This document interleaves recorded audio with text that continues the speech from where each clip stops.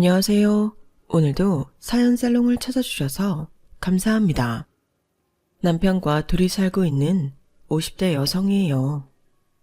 저희 부부는 요즘 제2의 신혼생활을 즐기고 있어요. 아들, 딸 모두 시집 장가를 보내놓고 나니 마음이 한결 가벼워서 그런가 결혼 이후 처음으로 달콤한 시간을 보내고 있답니다. 생각해보면 지금의 평화가 자식들을 출가시켰기 때문만은 아닌 것 같아요. 내 자식들이라서 그런 게 아니라 우리 애들은 자라면서 부모 속을 썩인 적이 한 번도 없었거든요. 결혼도 지들이 알아서 좋은 짝 만났고 결혼 자금도 손수 벌어서 했으니까요. 그 점에 있어선 오히려 부모로서 미안할 정도예요. 그럼 그동안 우리 가정의 평화를 위협했던 게 누구인지 곰곰이 생각해봤는데 떠오르는 사람이 딱 한 사람이 있더라고요. 바로 제 시누이요. 시누이와의 악연을 설명하자면 결혼 전으로 거슬러 올라가야 해요. 시누이는 제가 취업을 앞두고 아르바이트를 했던 보습학원 학생이었어요. 공부는 뒷전이고 노는 거에만 빠져있는 아이였죠. 딱 그 정도 문제만 있었다면 제가 제자이기도 한 시누이를 그렇게 싫어하지는 않았을 거예요. 시누이는 세상에서 지가 제일 잘난 줄 아는 학생이었어요. 고작 중3밖에 안 된 애가 어찌나 영악하고 건방지던지 각 과목 선생님들이 혀를 내두를 정도였죠. 저는 5남매 중 장녀라서 어릴 때부터 집에서 동생들 군기반장처럼 살아온 탓에 그런 시누이가 여간 거슬리는 게 아니더라고요. 그러던 어느 날 생각지도 않게 우리는 맞붙게 되었어요. 수업이 시작한 지 15분이 지났는데 그제서야 강의실에 들어온 시누이는 책상에 책가방을 퍽 집어 던지고는 요란하게 의자를 빼서 앉더라고요. 거기까지는 봐줬는데 이게 글쎄 자리에 앉자마자 앞에 앉아있던 친구 머리에 필통을 집어 던지지 뭐해요. 야, 네 대가리가 커서 칠판이 안 보이잖아. 이러면서 말이죠. 머리를 맞은 아이는 손으로 맞은 부위를 감싸며 시누이를 째려봤고 시누이는 거기다 대고 뭘 꼬라보냐며 시비를 걸었어요. 결국 두 아이는 말싸움까지 벌였고 보다 못한 저는 둘 사이에 껴서는 싸움을 말렸죠. 수업에 늦게 들어왔으면 수업에 방해 안 되게 조용히 책이나 펼 것이지. 왜 가만히 있는 친구를 괴롭히니? 그랬더니 시누이가 뭐라는지 아세요? 지가 뭔데 지랄이야. 고작 학원 선생 주제. 뭐? 너 지금 뭐라 그랬니? 지랄? 너 정말 혼나볼래? 아, 네. 이러면서 키득거리며 웃고 있는 거예요. 마음 같아선 머리통을 한 대 쥐어받고 싶었지만 강의실 안에서 그런 짓을 할 수는 없어서 참았어요. 대신 수업 끝나고 따로 보자고 말하곤 다시 수업을 진행시켰죠. 시누이를 제외한 나머지 아이들 수업까지 망칠 수는 없으니까요. 속에서는 부글부글 끓어올랐지만 자식들 위해 비싼 학원비를 내는 학부모들을 생각해서 꾹 참고 수업을 마쳤어요. 그리고는 시누이한테 가서 교무실로 오라고 그랬죠. 참, 웃겨 진짜. 지가 무슨 진짜 선생인 줄 아나 봐. 쌤, 어차피 우리 엄마가 주는 돈 받아서 먹고 사는 거잖아요. 그건 결국 내가 쌤 월급 주는 사람이란 소린 건데. 그럼 나한테 함부로 이래라 저래라 하면 안 되죠. 나 다음 수업 들어가야 돼서 시간 안 되니까 할 말 있으면 내 수업 다 끝날 때까지 기다리든가. 요지랄을 하고는 강의실을 쌩하니 나가버렸어요. 순간 얼굴이 화끈 달아오르더라고요. 어린 기집애한테 이런 모욕적인 말을 들었다는 것도 그렇지만 이 모든 일을 학생들 앞에서 당했다는 것 때문이었죠. 교무실로 돌아온 저는 원장님과 타 과목 선생님들한테 수업 시간에 있었던 일을 얘기했어요.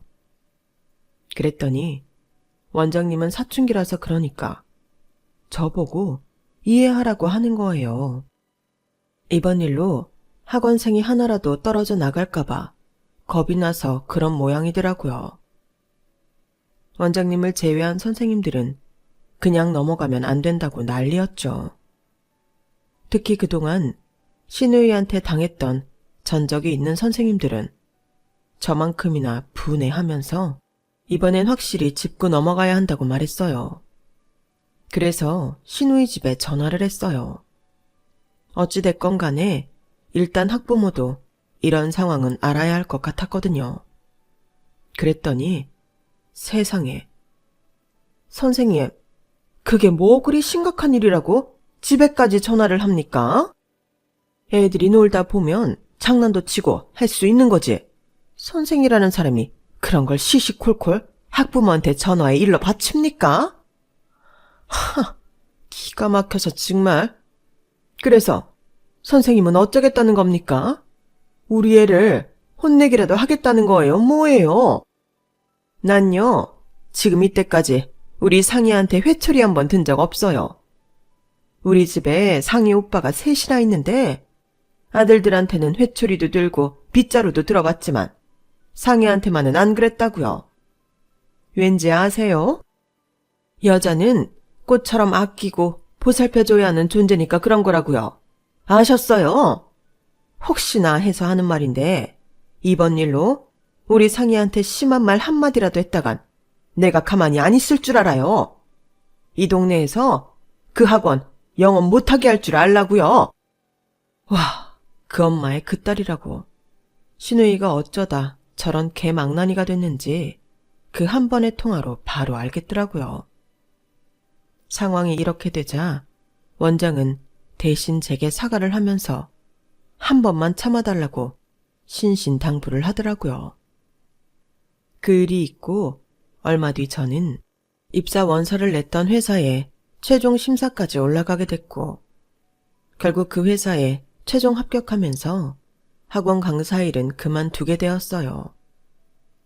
물론 신우이는 꼴 보기 싫었지만 1년 가까이 일했던 학원이라서 선생님들도 그렇고 아이들과도 정이 많이 들었던 터라 학원을 떠나는 게 많이 아쉬웠어요. 그렇게 학원 강사 일을 그만두고 회사원이 된 지 반년쯤 되던 어느 날 모처럼 친구들과 인사동에 들렀다가 유명한 파스타 전문점에 들어갔어요. 그런데 하필 거기서 신우이랑 마주쳤지 뭐예요. 이제 고등학생이 된 신우이는 화장까지 곱게 하고는 대학생 정도로 보이는 남자애랑 데이트를 하고 있더라고요. 남자애는 학교 이니셜이 박힌 학교 점퍼를 입고 있어서 대학생이라는 걸 알아볼 수 있었죠. 그런데 테이블이 가까워 그런가 신우이랑 남자애가 하는 대화가 귀에 쏙쏙 들어오더라고요. 이놈의 기집애가 대학생인 척 거짓말하고 있는 것까지 말이죠.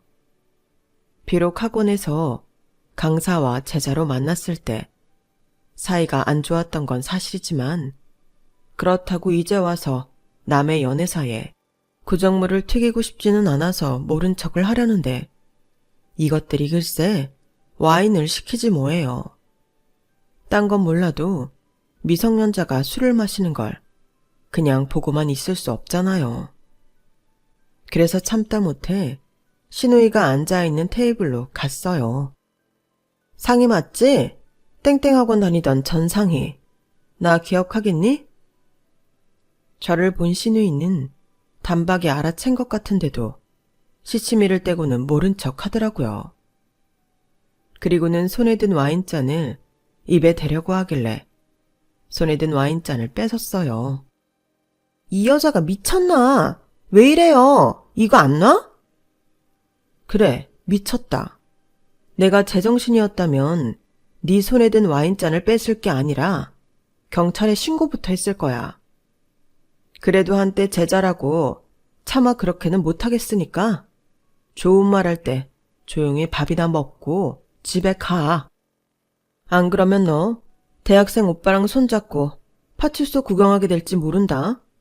내 말 무슨 뜻인지 알지? 신우이가 미성년자라는 걸 모르는 남학생은 벙찐 표정으로 우리 두 사람 얼굴만 번갈아 쳐다봤어요. 그러자 위기의식을 느낀 신우이는 저를 밀치고는 욕을 퍼부어댔죠. 순식간에 레스토랑 안은 돗대기 시장처럼 시끄러워졌어요. 그리고 잠시 뒤 가게 주인의 신고를 받고 경찰이 왔더라고요. 그날 저는 참고인 신분으로 신우이와 함께 근처 파출소로 가게 되었죠. 결국 신우이는 미성년자라는 사실이 밝혀졌고 신우이 오빠가 보호자로 파출소로 왔더라고요. 대충 눈치채셨겠지만 그때 보호자로 온 사람이 바로 제 남편이었어요. 맏아들이었던 남편은 날라리 여동생 때문에 퇴근하자마자 옷도 못 갈아입은 채 달려왔더라고요. 큰오빠를 보자 신우이는 평소와 달리 얌전해졌어요. 예전 같으면 저한테 따박따박 따지면서 개거품을 물었을 텐데 지 오빠 앞이라 그런지 입술을 꽉 깨문 채 고개를 숙이고 있더라고요. 전후 사정을 들은 남편은 제게 사과부터 했어요. 그리고는 여동생을 시켜 제게 사과를 하라고 시켰죠. 그때가 처음이자 마지막이었어요. 신우이가 제 앞에서 고개를 숙인 것 말이죠. 그 일을 계기로 남편과 저는 만남을 이어갔어요. 그렇다고 교제를 전제로 한 건 아니었어요. 솔직히 남편이 꽤 마음에 들긴 했지만 개차반 같은 여동생을 생각하면 절대 깊은 사이는 되고 싶지 않았거든요. 그런데 어디 사람 마음이 생각대로 되나요? 신우이는 싫은데 이 남자는 놓치기 싫고 만나는 시간이 길어질수록 고민도 깊어지더라고요. 그래서 더 길게 만났다간 나중에 더 힘들 것 같아서 그만 만나야겠다 했는데 남편이 프로포즈를 한 거예요. 머리로는 거절을 해야 한다는 걸 아는데 이렇게 이 남자랑 끝낸다 생각하니까 가슴이 너무 아팠어요. 그래서 우물쭈물 하다가 저와 신우이 사이가 앙숙이라는 걸 말해 주었어요. 그랬더니 껄껄대고 웃는 거예요. 난 심각한데 말이죠. 그러면서 구덕이 무서워서 장 못 담그냐고 신우이 걱정은 말고 우리 두 사람만 생각하자고 하더라고요. 사람 마음이 참 간사한 게 남편이 그렇게 말을 해주니까 그게 뭐라고 안심이 되는 거 있죠. 그래도 사귀는 동안에라도 마음 편하고 싶어서 우리가 사귀는 건 신우이한테 비밀로 하기로 했어요. 그 여우 같은 신우이가 알았다간 난리쳤을 게 뻔하잖아요. 그렇게 시작한 연애는 장장 5년이나 이어졌어요. 그러다 결혼까지 하게 되었고요. 시댁에 인사를 드리러 가기에 앞서 며칠 전부터 골치가 지끈거리는 게 몸 상태가 너무 안 좋았어요.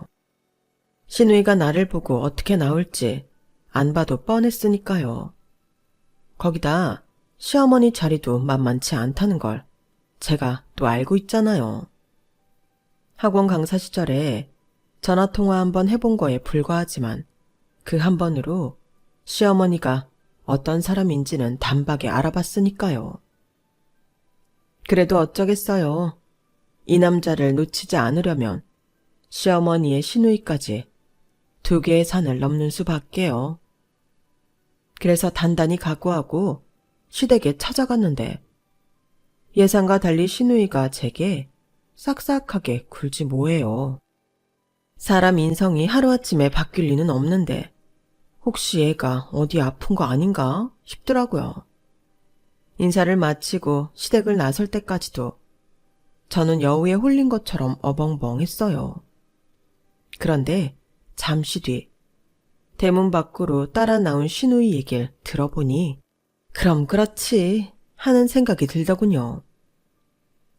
오빠 얘기 듣고 설마 했는데 진짜 왔네? 쌤, 내가 싫어하는 거 알죠? 그런데도 기어이 우리 큰오빠랑 결혼을 하겠다. 좋아요. 대신 쌤도 나 좀 도와줘요. 그럼 내가 반대는 안 할게. 얘기인즉슨 자기 남자친구를 온 가족이 반대하는데 내가 책임지고 큰오빠 마음을 돌려달라는 거였어요. 다른 식구들은 자기가 구워 삶을 수 있는데 큰오빠는 그게 안 된다나요? 그나마 시댁에서 신우이를 이기는 사람이 제 남편이었거든요. 일단은 내 발등에 불부터 꺼야 하니까 알겠다고 했죠. 그런데 알고 보니 신우이 남자친구란 놈이 가관도 아니더라고요. 남자가 신우이보다 2살 연상인데 직업도 없고 신우이한테 용돈까지 타서 쓰더라고요. 거기다 툭 하면 잠수를 타는데 집까지 찾아가 보면 날밤 새가며 게임을 하고 있다는 거예요. 이 정도면 폐기 처분 수준인데도 신우이가 그렇게 목을 거는 건 다 그놈의 얼어 죽을 외모 때문이었어요. 사진을 봤더니 키도 크고 스타일도 좋은데 거기다 생긴 건 연예인 뺨치겠더라고요. 그러니 천하의 불려시 신우이도 그 남자한테 빠져서 헤어나올 줄을 모르는 거였죠. 진짜 내 동생이 저런 놈 따라다닌다면 손발을 묶어서 집에 가둬놓을 텐데 명색이 신우이를 그럴 수 있나요? 거기다 내 결혼까지 달려있는데 말이에요. 그래서 두 눈 딱 감고 남편을 설득했죠. 좋다는 애들 뜯어 말리면 오히려 더 들러붙기 마련이야. 두고 봐. 1년도 안 돼서 갈라설 테니까. 말은 그렇게 했지만 솔직히 둘이 안 헤어지면 어쩌나. 걱정이 이만저만이 아니었어요. 저희 결혼식 때까지도 두 사람은 찰떡처럼 붙어 다녔거든요. 슬슬 걱정을 넘어 불안해지기 시작할 무렵 드디어 기다렸던 소식이 들렸어요. 언니, 나 좀 도와줘. 큰오빠한테는 아무 말 하지 말고 나랑 잠깐 어디 좀 가자. 다급한 목소리로 전화한 신우이는 다짜고짜 어딜 좀 같이 가자고 하더라고요. 순간 임신했나? 하는 생각부터 들었어요. 그 생각이 들자마자 제가 더 아찔하더라고요. 그래서 전화를 끊자마자 차를 끌고 신우이한테 달려갔어요. 그랬더니 창평에 있는 어느 모텔로 가자더군요.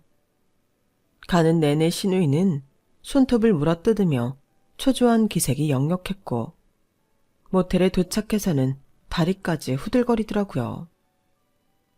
중학생 시절부터 고개 빳빳이 들고 바락바락 대들던 그 건방진 신우이가 말이에요.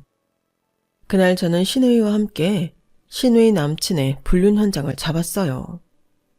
그놈이 글쎄 가정이 있는 여자와 양다리까지 걸쳤더라고요. 방금 전까지도 그렇게 초조해하던 신우이는 언제 그랬냐는 듯 본래 제 모습을 찾았어요. 두 사람 불륜을 빌미로 남자친구와 상대 여자한테 위자료까지 뜯어내고는 관계를 정리했으니까요. 그 과정에서 알게 된 건데 그동안 신우이가 가족들 몰래 남자친구한테 엄청 갖다 바쳤더라고요. 아버님 생신 선물로 드렸던 명품 지갑과 구두 상품권, 시동생이 사준 최신형 휴대폰에 심지어 어머님 금부치까지 훔쳐다가 팔아서 줬더라고요. 물론 위자료도 다 돌려받긴 했지만 그렇다고 신우이의 절도 행각이 없던 일이 되는 건 아니었어요. 덕분에 저는 이 일로 신우이 목에 목줄을 걸게 되었죠. 말도 많고 탈도 많은 연애를 했던 신우이는 남자친구가 헤어진 이듬해 딴 남자와 결혼을 했어요. 철저하게 배경만 보고 한 결혼이었죠. 당시 저는 출산일을 며칠 앞둔 상황이라서 결혼식 내내 긴장을 해야 했어요. 결혼식장에서 진통이라도 왔다간 남의 결혼식 망친 죄로 평생 시누이와 시어머니 눈총을 받을 게 뻔했으니까요. 다행히 출산 예정일보다 일주일이나 늦게 출산을 하는 바람에 그런 일은 없었지만요. 시집간 시누이는 개벌은 남 못 준다고 자기 시댁 식구들과도 트러블이 잦았어요. 그때마다 짐을 싸서 친정으로 달려오기 일쑤였죠. 대개 이런 경우 친정 부모가 한마디 하곤 하잖아요. 그런데 저희 시어머니는 당신 딸이 잘못한 게 확실한데도 사위랑 사돈 탓을 하시더라고요. 아직 어린애가 뭘 알겠어. 나이도 7살이나 많은 남편이 참아줘야지. 안사돈도 그래. 김치야. 일하는 사람 불러다 하라고 하면 될 일을 왜 귀한 내 딸한테 시켜? 손에 물 한 방울 안 묻히게 하고 키운 내 딸한테 말이야. 잘 왔어. 이참에 한 달이고 2달이고 여기 있어. 그래야 앞으로는 너한테 주방일 안 시키지. 기껏 있는 집에 시집 보냈더니 사람 부려 할 일까지 시키고 있네. 김서방이 와서 다시는 주방일 안 시킨다고 싹싹 빌 때까지 절대 가지 마. 귀한 자식일수록 회초리를 들라고 하는데 저희 시어머니는 물고 빨 줄만 알았지 딸 자식 교육에는 소홀했어요. 며느리인 나한테는 김장마다 갓김치 해와라, 꼬들빼기 해와라, 주문도 요란하시면서 자기 딸한테 배추 절이는 일 좀 시켰다고 저 난리니 말이에요. 자기야, 어머님 좀 너무 하시는 거 아니야? 아무리 팔은 안으로 굽는다지만 며느리인 나는 그렇게 부려먹으시면서 당신 딸은 일 좀 시켰다고 한 달을 집에 안 보내고 친정에 잡아두시잖아. 그 바람에 내가 음식 해다 나르느라 진이 다 빠진다고. 하여간 그 집에는 조그만 일도 부풀려서 고자질하는 버릇 아직 못 버렸다니까. 다음에 또 먹을 거 해오라고 전화하면 내 핑계 대고 가지 마. 어디서 나이도 어린 게 지 올케를 부려먹어. 하여간 어머니는 상희한테만 유독 약하시단 말이야. 어머님이 시누이를 아낀 데는 이유가 있었어요. 시누이가 아들 자식밖에 없는 집안의 유일한 딸이라는 것도 있지만 그보다는 시누이가 태어난 시점 때문이었어요. 저희 시댁은 제 남편이 3살이 되던 무렵부터 아버님 사업이 어려워져서 막내 시동생이 태어날 때까지도 집안 사정이 어려웠대요. 사업체를 꾸려나가긴 했지만 들어오는 돈보다 나가는 돈이 더 많아서 은행권이며 친인척들한테 빌린 돈이 해마다 늘어가는 지경이었죠. 그러다가 시누이가 태어나면서부터 이상할 정도로 일이 잘 풀려나가더니 그간 빚진 거 다 갚고도 이전보다 회사 사정이 나아진 거예요. 그러니 집안에서는 다들 시누이를 복덩이라고 불렀고 특히나 그런 딸을 낳은 어머님은 시댁 식구들 앞에서 어깨에 힘을 줄 수 있게 된 거죠. 그렇게 시작된 막내딸 사랑이 지금까지 이어지고 있는 거고요. 태어날 때부터 사람들 사랑 듬뿍 받고 못되게 굴어도 용서받고 살던 시누이는 결혼 15년 차에 위기를 맞게 되었어요. 시부모님 회사가 부도가 나는 바람에 그 밑에서 일하던 시누이 남편도 하루아침에 실업자가 되고 만 거예요. 부자가 망해도 3년은 간다고 했지만 한순간에 망한 게 아니라 서서히 망해갔던 거라서 땅이며 건물은 진작에 다 팔아먹고 껍데기만 남은 상황이라 상황은 예상보다 더 심각했어요. 시누이 가족이 살던 50평대 아파트도 은행 대출을 받느라 담보 잡힌 상태라서 매달 상환해야 하는 이자만 해도 어지간한 직장인 한 달 월급이 넘었어요. 나간 구멍은 많고 들어오는 돈은 없으니 생활비 감당하는 것조차 힘들게 된 거죠. 시어머니는 자기 딸이 고생하는 꼴 볼 수 없다고 당장 이혼하고 집으로 돌아오라고 했지만 이미 자식까지 낳고 산 지 15년이 넘은 마당에 어디 그게 쉽나요? 하는 수 없이 시어머니는 사위 욕을 하면서도 딸 자식 집에 생활비며 먹을 거 나르느라 여념이 없으셨어요. 다행히 서방님이 취직도 했고 집도 작은 데로 이사를 하면서 은행 빚을 갚자 살림은 조금씩 안정을 찾아갔어요. 하지만 어머님은 돌아가실 때까지도 막내딸 걱정은 끊이지 않았어요. 시아버지와 시어머니가 2년 간격으로 세상을 떠나시자 남편과 형제들은 부모님 유산을 나누기로 했어요. 드라마에서 보면 잘 사는 집들은 변호사 입회 아래 유언장을 공개하잖아요. 그런데 저희처럼 평범한 사람들은 그런 거 없죠. 그냥 형제들끼리 모여서 어떻게 나눌 건지 상의를 하죠. 세금도 내야 하니까 팔 건 팔고 모을 건 모아서 한꺼번에 나누는 거죠. 맞으라고 더 받고 막내라고 적게 주면 형제 간에 싸움이 생기니까 똑같이 나누기로 했어요. 그랬더니 시누이가 들고 일어나는 거예요. 그걸 왜 똑같이 나눠? 오빠들도 알잖아. 나 태어나고 우리 집 일어난 거. 그럼 당연히 내가 제일 많이 받아야 되는 거 아니야? 따지고 보면 그거 다 내 공이잖아.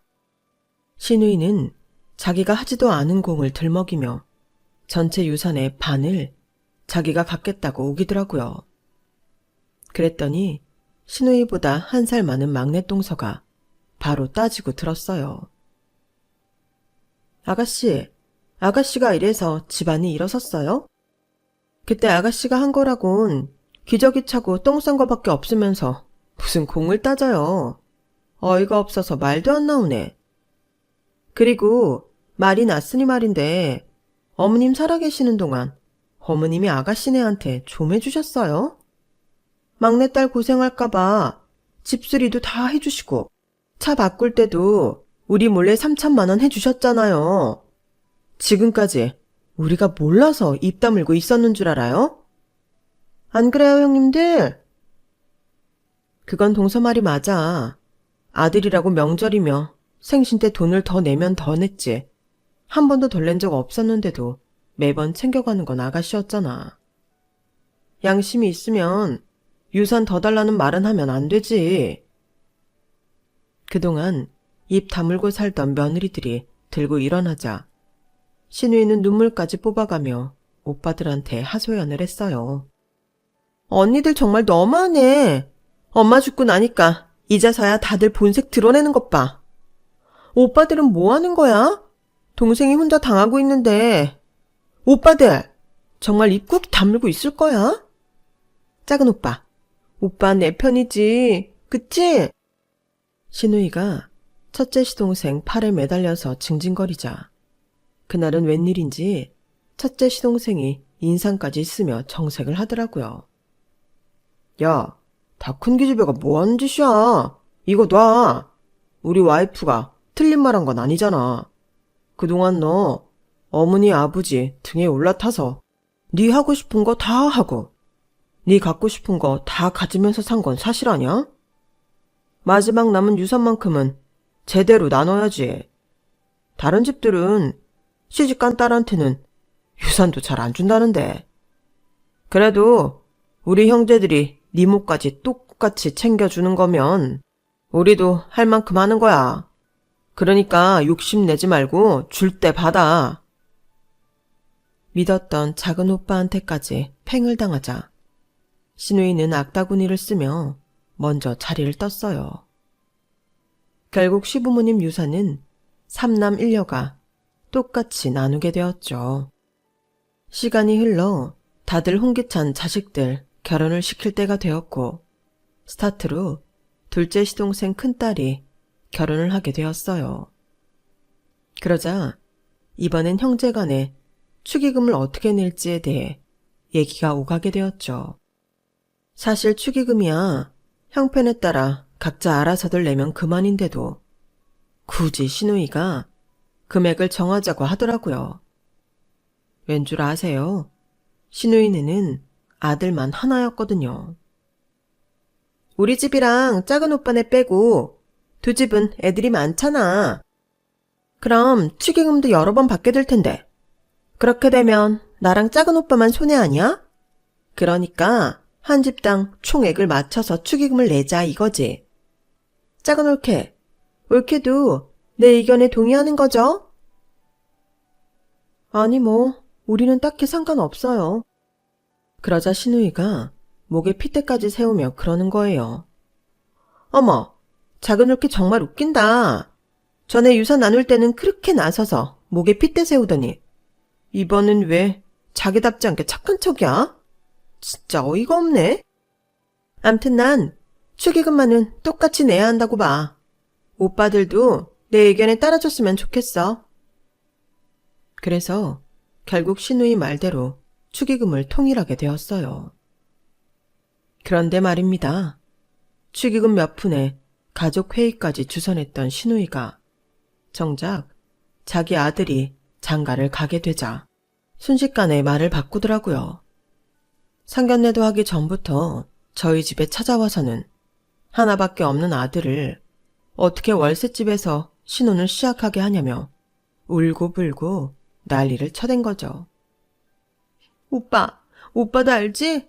우리 진우 중학생 때 우리 시댁 망해서 한창 관리받아야 될 때 학원도 제대로 못 보낸 거. 나 진짜 그때 일만 생각하면 내 아들한테 미안해서 고개를 들 수가 없어. 그때 제대로 관리 못 해줘서 애가 지방대밖에 못 간 건 아닌가 싶은 게 엄마로서 뼈에 사무치는 한이 됐다고. 그런데 이번에도 월세방에서 신혼 살게 할 거를 생각하면 나 정말이지 죽어서도 눈을 못 감을 것 같아. 오빠, 그러니까 오빠가 딱 3천만 해주라. 그럼 내가 평생 오빠 은혜 안 잊고 살게, 응? 솔직한 심정으로는 3천이 아니라 300도 해주기 싫었어요. 하지만 다른 것도 아니고 자식 때문에 오빠 앞에서 눈물까지 찍어내는 시누이를 보니까 같은 부모 입장에서 안 됐긴 하더라고요. 사실 우리나라 결혼 문화가 많이 변했다고는 하지만 여전히 집은 남자가, 혼수는 여자가 하는 걸로 공식화돼 있잖아요. 아들 가진 부모는 그놈의 신혼집 해줄 생각을 하면 가슴이 턱 막힌다니까요.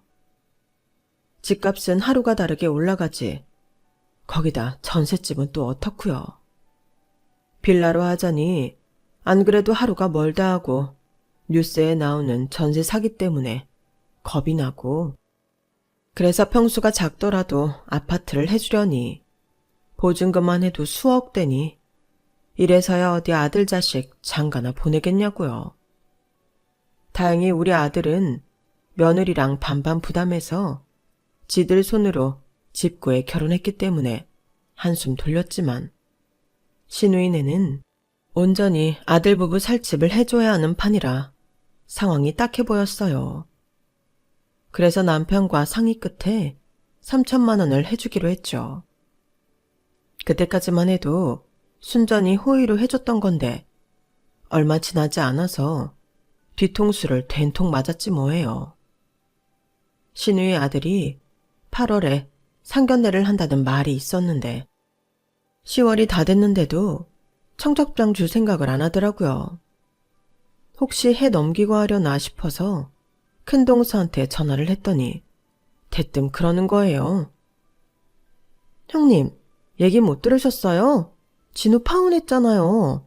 벌써 한참 됐는데. 그래? 아니 근데 고모는 왜 그 얘기를 안 한 거지? 아가씨가 형제들 중에는 그래도 우리 그이랑 친하잖아요. 파혼하고 우리 그이한테 전화해서 욕을 그렇게 하더래요. 혼수 좀 해오라고 목록 뽑아줬더니 면전에서 예비 며느리가 딱 잘라 말하더래요. 이렇게는 못 해온다고. 그러면서 이 정도 혼수 받을 생각이라면 적어도 10억대 아파트 한 채는 해줄 거냐고 되묻더래나 뭐래나. 그래서 1억 2천짜리 빌라 전세를 해주겠다고 했더니 더 얘기 들을 것도 없이 자리에서 일어나더래요. 아가씨도 아가씨지만 그 며느리 자리도 똑같이 맹랑해요. 그죠 형님? 제 귀에는 다른 말은 안 들리고 1억 2천짜리 전세 빌라라는 말만 뚜렷하게 들렸어요. 빌라 전세로 해줄 생각이었대? 아파트 아니고? 형님도 참, 아가씨한테 그럴 돈이 어딨어요. 그나마 우리한테 5천 빌리고 나머지는 진우 앞으로 은행 대출 받아서 해주려고 했던 모양이던데. 파혼한 거야 안 됐지만 우리는 돈 돌려받아서 다행이다 싶어요. 그런데 형님, 혹시 아가씨가 형님네한텐 돈 빌려달라고 안 했어요? 막내 또래님한테도 2천 빌렸다고 하던데. 그래? 우리도 3천 해줬어. 그럼 파혼한 지가 꽤 된 모양인데. 돈은 왜 안 돌려주지? 혹시 막내 도련님네는 돈 돌려받았대? 글쎄요, 저야 잘 모르죠. 형님이 한번 전화해보세요. 순간 불길한 생각이 들었어요. 둘째랑 셋째는 빌려줬다는 명목이라도 있지만 저희는 말 그대로 보태준 거니까요. 평소 신우이 성격을 고려해 볼 때 파혼은 했지만 우리가 보태준 돈이니까 되돌려줄 필요가 없다고 생각할 게 뻔하거든요. 아니나 다를까 막내 똥서한테 전화를 해보니 그쪽도 파혼하자마자 돈을 돌려받았다고 하더라고요. 그런데요 형님, 아가씨네 요즘 살만한가 봐요. 지지난주던가 백화점에 갔다가 우연히 아가씨를 봤는데 명품관에서 백을 사고 있더라고요. 그것도 요즘 한창 유행하는 디자인이라서 예약해도 2달은 걸리는 백을요. 아들 결혼할 땐 돈 없다고 그렇게 죽는 소리를 하더니 그 사이 로또라도 당첨됐나? 그 말을 들으니 머리가 쭈뼛 서는 것 같았어요. 그래서 얼른 전화를 끊고 남편한테 전화를 했죠. 신우이네 파혼한 거 아냐고 물었더니 남편이 되려 저한테 묻더라고요. 그게 정말이냐고요. 그래서 동서들이랑 통화한 내용을 간략하게 전했더니 남편이 아무 말도 않고 가만히 있지 뭐예요. 그리고는 저녁 때 신우이를 집으로 부르겠다고 하곤 전화를 끊었어요. 그날 밤 남편이 돌아오기 전까지 저는 심장이 두근두근 뛰어서 일이 손에 안 잡히더라고요. 아무리 생각해봐도 신우이가 명품백을 산 돈이 우리 집에서 받아간 그 돈일 것 같았거든요. 한두 푼도 아니고 3천만 원이나 되는 돈인데 파혼까지 하고도 입을 싹 닦은 신우이가 그 돈을 돌려줄 리도 만무하고요. 다 써버렸다고 하면 그걸 어떻게 받아내야 하나? 남이라면 소송을 걸든 우격다짐을 하든 해서라도 받아내겠지만 신우이한테 그랬다간 남편이 가만히 있지 않겠지? 머릿속으로 이런저런 방법을 떠올려 봤지만 도저히 가망이 보이지 않았어요. 그렇게 속이 시꺼멓게 타들어가는데 드디어 남편이 집에 온 거예요. 남편이 오고 한 20분쯤 지났을까? 신우이 내외가 집에 왔더라고요. 신우이는 지가 지은 죄가 있어서 그런가 현관에 들어서면서부터 저랑 제 남편 눈치를 살폈어요. 그리고는 평소에 안 하던 짓을 하더라고요. 어머, 큰 올케. 올케는 어쩜 나이도 안 먹고 그대로예요. 셋째 올케보다도 훨씬 어려 보여요. 요즘 샵이라도 다녀요? 좋은 데 있으면 나도 좀 데리고 가지. 평소답지 않게 아양까지 떠는 꼴을 보니 더 우라가 치밀더라고요. 거기다 손에 들고 온 백을 보니 손잡이 가죽이 낡아서 너덜너덜한 거더라고요. 불과 얼마 전에 800이 넘는 명품백을 샀다는 소리를 들었는데 저희 집에 올 때는 800원을 줘도 안 가져갈 낡은 백을 들고 오다니 여우도 보통 여우가 아니었죠. 아가씨는 백이 그게 뭐예요? 다 낡아서 가죽이 너덜너덜하네. 어떻게 그런 걸 들고 다녀? 언니도 참, 우리 형편에 그런 거 가릴 처진가요? 가방이야. 안에 내용물만 안전하게 담으면 그만이죠. 이거 외에 들고 다닐 백도 없고. 요게 끝까지 시치미를 떼길래 저도 더는 못 참겠어서 직구를 날려버렸어요. 백이 왜 없어? 지지난주에 명품관에서 산 샤넬백 있잖아. 그거라도 들고 오지 그랬어? 왜? 우리가 보면 뭐라고 할까봐 찔려서 그랬어? 이런 걸 보고 도둑이 재발저린다고 하는 건가? 그랬더니 신우의 얼굴이 울그락불그락 변하더라고요. 큰 올케가 그건 어떻게 알았대요? 막내 올케가 그새 고자질했어요? 하! 진짜 짜증나. 그래요. 나 샤넬백 샀어요. 그래서 뭐요? 내가 내 돈 주고 명품백 사들겠다는데 올케가 무슨 상관이에요? 상관이 있지 왜 없어. 옛말에 남의 돈 빌려 쓴 사람은 고기도 숨어서 먹으라고 했어. 아가씨, 진우 신혼집 해준다고 우리한테 3천만 원 받아간 거 기억 안 나? 진우 파혼했다던데 그 돈은 왜 안 돌려주는 거야? 적어도 그 비싼 명품백을 들고 다닐 거라면 먼저 우리 돈부터 해줘야 하는 거 아니냐고.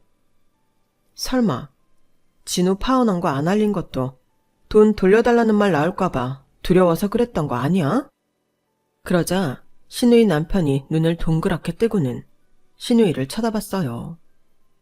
상황을 보니 저희한테 받아갔던 돈을 남편한테도 말 안 했던 모양이더라고요.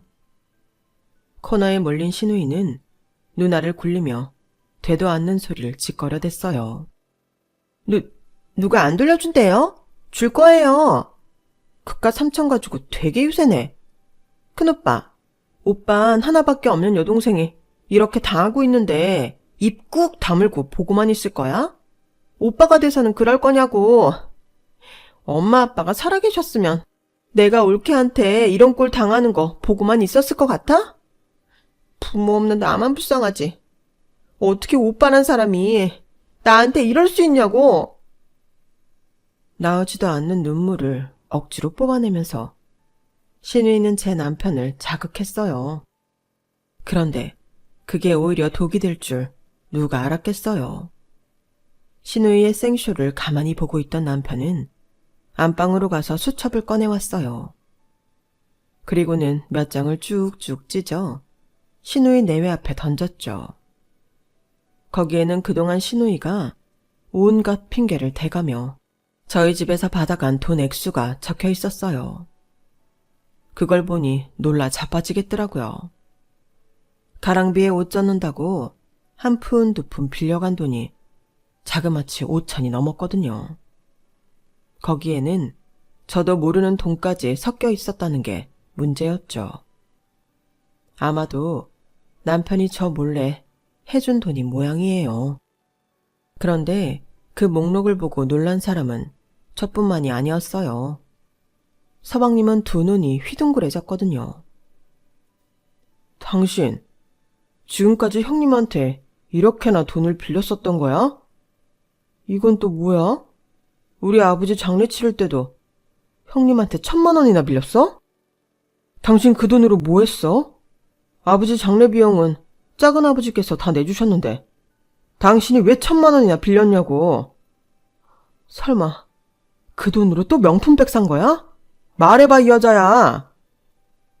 아니, 난 혹시 돈이 필요하지 않을까 해서 빌려두긴 했는데 작은 아버님이 다 내주시겠다니까 그냥 가지고 있으려고 했는데 동창회 나갈 때 들고 갈 백이 없더라고. 자기도 알잖아. 나 어디 가서 꿀리는 거 죽기보다 싫어하는 거. 그럼 어떡해? 쪽팔리긴 싫고 구질구질한 건 더 싫은데. 그러길래 자기네 집 회사만 안 망했어도 내가 오빠한테 돈 꺼서 백을 살 일은 없었잖아. 따지고 보면 이게 다 당신 탓이라고. 그때였어요. 남편이 손에 들고 있던 수첩을 신우의 머리에 딱 던졌어요. 조용히 안 해? 네가 뭘 잘했다고 큰 소리야. 없으면 없는 대로 알뜰하게 살 생각은 않고. 뭐? 명품백? 너라는 인간이 싸구려인데 그깟 명품백은 들어서 뭐해? 어릴 땐 어려서 철이 없다 그러지만 나이 50이 돼서도 그 모양이면 무슨 탓을 하겠니? 네 그 허황된 정신머리 때문에 네 아들 결혼까지 망쳐놓고도 아직도 정신 못 차리고 그따위로 굴어? 제발 인간 좀 되라. 내가 네 남편이랑 내 아내 볼 면목이 없다. 길게 얘기할 거 없이 네가 가져간 이 돈은 앞으로 네가 손수 벌어서 갚아. 네 남편 도움 받을 생각 꿈에도 하지 말고 네가 직접 일해서 번 돈으로 갚으라고. 내 동생 제대로 못 가르친 죄로 이제라도 제대로 가르쳐 볼 생각이니까. 이번 일은 매제가 내 뜻을 따라줬으면 좋겠어. 결국 서방님의 동의까지 떨어진 터라 신우이는 꼼짝없이 자기 손으로 벌어서 그 돈을 갚게 되었어요. 그날 밤 남편은 제게 미안하다고 사과를 하더군요. 솔직히 말 몇 마디로 풀릴 화는 아니었지만 남편이 신우이한테 받아내는 돈은 제가 다 써도 좋다고 해서 그 사과를 받아들이기로 했어요. 그래서 신우이가 돈은 잘 갚고 있냐고요? 당연하죠. 안 그래도 신우이가 일자리가 없어서 돈 못 벌겠다고 하길래 저희 오빠가 아는 갈빗집에 서빙 알바로 보내버렸어요. 일당은 고스란히 제 계좌로 보내게 했고요. 처음엔 죽어도 못한다고 난리를 쳤지만 서방님이 그 돈 제대로 안 갚으면 이혼이라고 못을 박자 울며 겨자 먹기로 일을 하고 있죠. 모르긴 해도 신우이의 50년 인생 중에 지금이 가장 힘든 시기일 겁니다. 그러게 시부모님이 진작 이렇게 딸내미 교육에 힘쓰셨더라면 저까지 힘들 일 없었잖아요. 지금 제 사연을 듣고 계시는 청취자분들 중에도 내 자식이 너무 예뻐서 무조건 끼고 사시는 분들이 계시다면 제 시누이를 반면교사 삼아 제대로 된 교육 해야 하지 않을까요? 그게 자식이 제대로 된 인간으로 성장할 수 있는 자양분이 될 테니까요. 저도 제 자식 끝까지 책임져 보겠습니다. 지금까지 제 사연을 들어주셔서 감사합니다. 다들 건강하시고 내일이 더 행복하시길 바래요. 여러분, 사연 댓글에 응원과 현명한 조언 부탁드려요. 좋아요와 구독은 저에게 큰 힘이 됩니다. 오늘도 좋은 일 가득하세요.